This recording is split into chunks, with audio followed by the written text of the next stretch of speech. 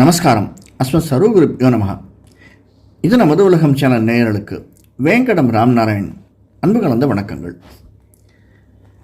எந்த ஒரு சந்தர்ப்ப சூழ்நிலையும் தனதாக்கி கொள்ள துடிக்கும் மீனராசி அன்பர்கள் நண்பர்களே, எதிர்வரக்கூடிய கார்த்திகை மாதம், விஸ்வாச வருஷம் கார்த்திகை மாதம் 17/11/2025 துவாதசி திதியில் பிறக்கக்கூடிய மாதம். புரட்டாதி உத்தரட்டாதி நட்சத்திரத்தில் பிறந்தவர்களாக நமக்கு எப்படி இருக்கும்? மிக அற்புதமாக இருக்கும் சார். 7 நாட்டு சனி தான் கொஞ்சம் படுத்தது, பரவாயில்ல, பார்ப்போம். பலன் பார்க்குறதுக்கு முன்னாடி கிரக பொசிஷன்ஸ் பார்த்துப்போம். மீனத்தில் சனி வக்கரகதியில் புரட்டாதி நட்சத்திரத்தில் கும்பத்துக்கு போகிறார். உச்சத்தில் குரு கடகத்தில், சிம்மத்தில் கேது, கன்னியில் சந்திரன், துலாத்தில் சுக்கிரன், விருச்சிகத்தில் சூரியன் புதன் செவ்வாய், 12இல் ராகு கும்பத்தில் இருந்து நம்ம வழிநடத்துகிறார்கள். முதல்ல அற்புதமான மாதம்னு சொன்னது காரணம் 2-3 காரணங்கள். நமக்கு எப்பயுமே காரணங்கள் நமக்கு கொஞ்சம் கஷ்டம்தான். 7 நாட்டு சனி இருக்கிறது, அதனால் கஷ்டம்தான். அந்த கஷ்டத்துலேயும் நல்லது இருக்குல்ல, இடுப்புளவு கஷ்டத்துலேயும் முழங்காலோட சந்தோஷம்னு சொல்லுவாங்க. அந்த மாதிரி நல்லது என்னென்னு பார்க்கலாம். குருவனுடைய பார்வை இருக்குது. குரு உச்ச வீட்டிலிருந்து நம்மை பார்க்கிறார். சந்திரனுடைய வீட்டிலிருந்து குரு நம்ம பார்க்குறார், 9ஆம் பார்வையை பார்க்குறார். ரெண்டாவது, பார்க்கக்கூடிய பார்வையில் இருக்கக்கூடிய குருவனுடைய வீட்டில் இருந்தாலும் ராகு சனி 2 பேருமே குருவனுடைய காலில் தான் இருக்காங்க. குரு வந்து புனர்பூசத்தில் இருக்காரு. குரு புனர்பூசம் விசாகம் புரட்டாதி குருவனுடைய கால், புரட்டாதியில் தான் சனியும் ராகுவும் இருக்கார்கள். அது மட்டும் இல்லாமல் சுக்கிரன் உச்சத்தில் தன்னுடைய வீட்டில் இருக்கார், 8ஆம் இடத்துல. 9ஆம் இடத்தில் செவ்வாய் தன்னுடைய வீட்டில் இருக்கார். சூரியன் கூட இருந்தாலும் கொஞ்சம் கஷ்டங்கள் வரத்தான் செய்யும். இது எல்லாமே நமக்கு சாதகமாக இருக்கக்கூடிய சூழ்நிலைகள்.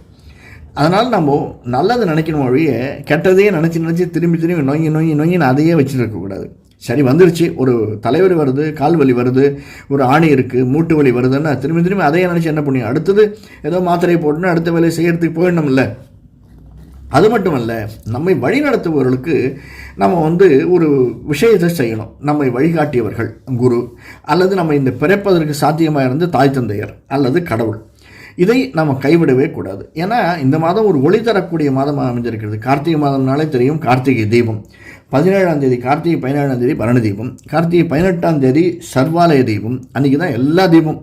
18ஆம் தேதி சர்வாலய தீபம், வைகானச தீபம், கோயிலுக்கு தீபம், வீட்டுக்கு தீபம், எல்லாம் அன்றைக்கி தான். அன்றைக்கி பௌர்ணமியும் சேர்ந்து கார்த்திகையும் சேர்ந்து வரதுனால மிக விசேஷமாக 2ம் ஒரே நாளில் ரொம்ப சில கொஞ்சம் முன்ன பின்ன வரும். அதனால் இந்த வருஷம் மிக விசேஷமாக இருக்கக்கூடிய மாதம். அதுக்கு மட்டுமல்ல, இந்த மாதம் விருச்சிகத்தில் செவ்வாய் இருக்கார் என்னுடைய சொந்த வீட்டில். அதனால் நம்ம முக்கியமாக நம்ம முருகன், லக்ஷ்மி நரசிம்மர், அம்பாளை குலதெய்வமாக இஷ்ட தெய்வமாக கொண்டவர்களுக்கு விருந்து தான் இந்த மாதம். நான் விருந்துன்னே சொல்லுவேன். ஏன்னா பல பேர் 7 நாட்டு சனியில் சிஎம்மாகவும் பிஎம்மாகவும் ஆகியிருக்காங்க. அதனால் கவலைப்படாதீங்க. நம்ம உழைப்பு கொஞ்சம் அதிகமாக இருக்கும். சனியின் உழைப்புன்னா என்னுடைய பல காணொலியில் கேட்டிருப்பீங்க. அடுத்து வரக்கூடியது இந்த 2026க்கு புது பலன் போட்டிருக்கேன் ஒவ்வொரு ராசிக்கும். அதனால் இது வரையிலும் யாரும் சப்ஸ்கிரைப் பண்ணனா சப்ஸ்கிரைப் பண்ணிக்கோங்க. பெல் பட்டன் அழுத்துங்க, ஆஸ் யூஷுவல் லைக் பண்ணுங்கள், கமெண்ட் பண்ணுங்கள். ஏன்னா இந்த நமக்கு வரக்கூடிய இது அத்தனையுமே ப்ளஸ்ஸாக இருக்கக்கூடியது. கஷ்டம் இருக்கத்தான் செய்யும்.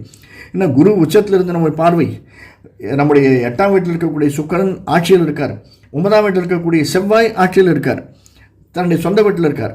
அதனால் இதெல்லாமே நமக்கு அள்ளித்தரக்கூடியது. 12ஆம் வீட்டை பார்த்தாலுமே செவ்வாய் ராகு 12ஆம் பார்வை 4-8 பார்வை இருந்தாலுமே நமக்கு அது ஒரு பெரிய இன்னலாக படாது. ஏன்னா ஆல்ரெடி நம்ம பிரச்சனையை சமாளிச்சுட்டு தான் இருக்கோம். இதில் என்ன புதுசாக என்ன பிரச்சனை வரப்போகிறது? நல்லது தான் நமக்கு வரும். அந்த நல்லது நினைப்போம், நல்லதே நடக்கும். நல்லது நினைக்கணும்னா என்ன பண்ணணும்? முக்கியமாக நான் முதலே சொன்ன மாதிரி குலதெய்வ இஷ்டதெய்வ வழிபாட்டை மட்டும் விட்டுறக்கூடாது. எஸ்பெஷலி விவசாயம் சேர்ந்தவர்களுக்கு, நிலம் நீர் சம்பந்தப்பட்டு வியாபாரம் செய்பவர்களுக்கு இந்த மாதம் கொஞ்சம் சுணக்கமாகத்தான் இருக்கும். அது மீன் பிடிப்பவர்களாக இருந்தாலும் சரி, ரியல் எஸ்டேட் தொழிலாளர்களாக இருந்தாலும் சரி, கன்ஸ்ட்ரக்ஷன் தொழில் இருப்பவர்களாக இருந்தாலும் சரி, இந்த மாதிரி இருக்கக்கூடியவர்களுக்கு இந்த மாதம் கொஞ்சம் சுணக்கமான மாதமாகத்தான் அமைஞ்சிருக்கிறது. இருந்தாலுமே யார் கொஞ்சம் சேர்த்து வச்சுருக்காங்களோ, கொஞ்சம் ப்ரிப்பேர்டாக இருக்காங்களோ அவங்களுக்கெல்லாம், ஏன்னா அது ப்ரிப்பேர்ட்னஸை சொல்லித்தரது தான் குருவனுடைய பார்வை. அந்த மாதிரி இருக்கவங்களுக்கு கொஞ்சம் சமாளிச்சிடுவாங்க. இதற்கு முன்னாடி ஆனால் இந்த மாதம் ஒரு பெரிய விசேஷம் என்னென்னா, நமக்கு ஏடாகூடமாக ஏராளமான வரவு வருவதற்கும் சாத்தியக்கூறுகள் இருக்குது. நாம் போகிறோம், ஒரு இடத்துல ஒர்க் பண்ணுறோம். உதாரணத்துக்கு சின்னத்திரை பெரிய திரை இருப்பவர்கள் 8 மணி நேரம் ஒர்க் பண்ணோம் அப்படின்னா இன்னும் 2 மணி நேரம் இருந்து செஞ்சுட்டு போயிடுப்பா, இதை முடிச்சுட்டு போயிடலாம்ப்பா அப்படின்னு சொல்ல அந்த 2 மணி நேரத்துக்கு ஒரு 200 ரூபா 300 ரூபா கிடைக்கும். இந்த மாதிரி எதிர்பாராத வரவுகள் வருவதற்கும் சாத்தியக்கூறுகள் இருக்குது. ஆனால் ஒரு இது என்னென்னா, பிடிவாத குணம் இருக்கணும் சார் நம்மகிட்ட. சில பேர் சொல்லுவாங்க பிடிவாத குணம் இருக்கக்கூடாதுன்னு. நான் சொல்கிறேன் பிடிவாத குணம் இருக்கணும். எதுக்குன்னா, இந்த காரியத்தை எடுத்தோம், அந்த முயற்சி எடுத்தோம்னா அந்த விஷயத்தை முடிச்சுட்டு தான் அடுத்த காரியம். ஒரு டைரக்டரை பார்க்க போகிறோம், ஒரு சான்ஸ் கேட்டு போகிறோம் அப்படின்னா 2 நாள் 3 நாள் போனோம்னா அவர் இல்லை, ஒரு ஊருக்கு போயிருக்கார், வெளில போயிருக்காருன்றதுனால நம்ம விட்டுறக்கூடாது. எடுத்த முயற்சியை 2 தடவை 3 தடவை 4 தடவை திரும்ப திரும்ப சென்று செய்து அச்சீவ் பண்ணி காமிக்கணும். அதே தான் நம்முடைய கார்ப்பரேட் கம்பெனியில் இருக்கிறவர்களும் சரி, அரசியல்வாதிகள் ஆன்மீகவாதிகளுக்கு இது ரொம்ப சங்கடமான மாதம்.